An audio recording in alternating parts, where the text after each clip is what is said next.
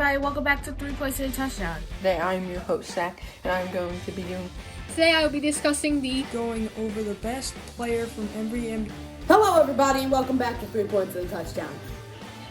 Welcome back to 3 Points and a Touchdown, your non-stop shop for sports. Hello, everybody. Welcome back to this week's GM Sitdown. I'm your host, Roman Bostic, and today we're going to be covering the Chargers. Yes, one of the most interesting teams in the NFL, if you ask myself. Now, let's take a look at this. So, who would you resign? Now, number one, I'd have them re-signing Hunter Henry. I just think that he's such a quality player that you can't really afford to not re-sign. Tight ends are a rarity in the NFL, with some of the best tight ends in the game falling off. Cough, cough, Zach Ertz. My man is not as good as he used to be. I digress. However, I think that he's someone that they need to resign, along with Forrest Lamp, who has played that guard position for a while now. He's a pretty good, surefire starter. I don't see you cutting him anytime soon. Now for the don't resign. I don't think you resign Melvin Ingram or Mike Pouncey. It's not that they're not good players. They're just too old for them to actually be producing at the level that they have been. You expect them to probably produce, really well and outstanding because they've done this for a while, but age catches up to you. You get slower, you're not getting any faster. The only exception in this case is Tom Brady, but I don't think he's getting any faster either. Now let's go to the offseason signings, and this is a player that I actually haven't re-signed in most drafts. I haven't signed in most of my franchises. That's Allen Robinson. I think that Allen Robinson, who plays wide receiver, is one of the better players in this class. Definitely, he's one of my top players. You gotta commit after. And I think now that after that 4-year deal that Dak Prescott just signed, hot dang, yeah, he's probably like top free agent in the class. I'm not surprised that he's this good or that he might even go to free agency. But rest assured, this guy will be a great pick and a great wide receiver for whatever team picks him. Same with Kenny Golladay, who I actually also have them signing. You'll see what happens with those two in a minute. I also have them getting Joe Thuney, the guard. He'll replace Trey Turner, and he's a better, in my opinion, guard than most. He can play a pretty good position, play well, and just honestly do what a guard needs to do. And they have a lot of situations where a certain quarterback that won Offensive Rookie of the Year cannot move the football at all because he is getting completely destroyed on all sides of the ball because there's Keenan Allen, this is his only weapon, and a trash offensive line, and injuries. So that's great. We love to see it. But now let's get into a quick team summary. So the Chargers, the good old Chargers, the team that I hate a lot, but still, they're the Chargers. This team has a high ceiling, but so much unused potential. So much of it is just unused, and it pains me. It has an explosive offense. Justin Herbert, Keenan Allen, Mike Williams, Austin Eckler as the receiving back. This team is not built to run the football. This team is built to go deep, go short, run. Running is just not in their playbook. It's not something that you're not supposed to run in this game of football. The way that they're playing is a modern style of offense around that receiving back, Austin Eckler. He plays very well, and I think that he can be a centerpiece for this team. The defense has been worse, I guess.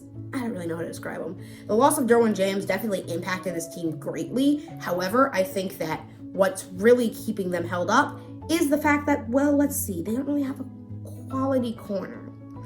Desmond King, he's gone. You signed Chris Harris, he didn't really do much. And cornerback could be a definite need and a position to target in the draft. Now, I think that that's basically what they got to do. But let's delve into the fun part. The part that everybody basically comes here for, the trades. So, first trade on our list, Chargers trade. Mike Williams, a 3rd-round pick, and drum roll please, Keenan Allen. Yes, Keenan Allen. I know I just talked highly about him. I know. But when you see what they get in return for 2 stud wide receivers and a 3rd, I think that'll make a few people, especially Julia, very happy right here, as the Eagles will be trading a 6th-round pick. Not a 6th-round pick. They will be trading pick number 6, a 2022 4th, and a 2024 1st. Now, I think this is a deal that gets them draft capital for the ability to address further needs after signing Allen Robinson and Kenny Golladay. You have 2 sure wide receivers, and you don't need these 2 guys taking up all your cap space. So, theoretically, this would be a better situation for 2 better wide receivers. Now, Keenan Allen's getting old, and I'm worried he's going to hit that regression point. He might have formed a bond with Justin Herbert, but I don't think that that's a bond that can't be reforged with other wide receivers. Now, we have the second trade on my list. The Chiefs trade pick number 31. Should have been 32 if they might have had an offensive line. Who knows, baby? And the Chargers would trade that 2024 first. They just acquired a 2022 second and a 5th round pick. Yes, this allows the Chargers, with 3 first-round picks, mind you, to take a quality set of players, rebuild this team, add to that young talent. And it's draft time, baby! I draft like a guy playing Madden around positional needs. Skill position is number 1 on all of my boards. Offensive lineman, never heard of him. I'm joking here. If we're being honest, pick number 6, Caleb Farley. Shutdown corner, can play all across the field. Al Davis motto, he's got speed, and he played really well. Pick number 13, though, someone you might not expect. Rashawn Slater. I'm kidding, everyone saw that coming. All mock drafts have Rashawn Slater going here, and I see why. He's a great quality tackle. Justin Herbert needs some protection. Why not put some protection around him? But I do think that this comes with a risk. Maybe sitting him for a year would be helpful, or being able to actually put him into a better position. I honestly don't know what you're going to have to do with him here, but he's too good of a pick to miss with such your offensive line woes. You don't know where you're going to start him because of the free agent signings, but I still think he's going to start nonetheless. Now pick number 31. Throwing a curveball at all of you here. Najee Harris. Yes, I hear it all. Shush for 1 minute. This team has Austin Eckler, correct? Austin Eckler is a receiving back, not really a power back. I relate him to a little bit of a Le'Veon Bell, or not really a Ezekiel Elliott, like a Le'Veon Bell or Christian McCaffrey. Discount, of course.